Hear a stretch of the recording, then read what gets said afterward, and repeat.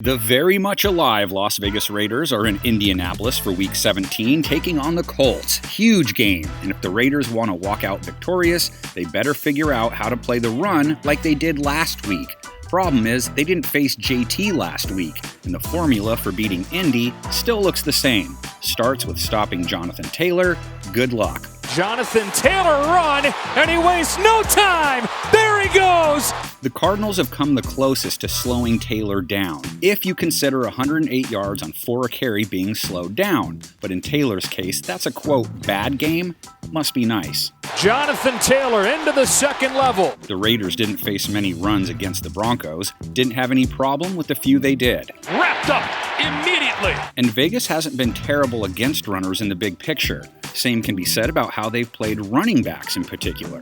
Could not quite get the running start he was looking for. Their cause would be helped if the Colts were still without several starting O-linemen, which was the case last week, but that didn't stop Carson Wentz from putting on a nice little Christmas Day performance. 8 yards per attempt, 2 TDs, no INTs, rating over 110. Back in the end zone! What a throw! There's Wentz making the play! And, as has been the case in most of their games, Michael Pittman was the focal point of their passing attack. Wentz targeted him 12 times, next most on the team against Arizona, just 5.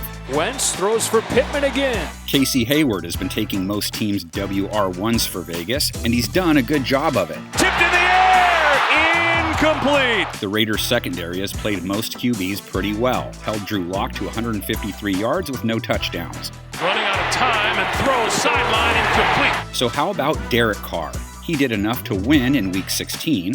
Carr looking left, throwing left, corner of the end zone, it is caught! But Carr has had those kind of stat lines a lot lately, TD and a pick in each of his last 3, all 3 without the services of Darren Waller. Oh, that pick is made! He really could use Waller against the Colts. They held Kyler Murray under 6 yards per attempt, rating under 90.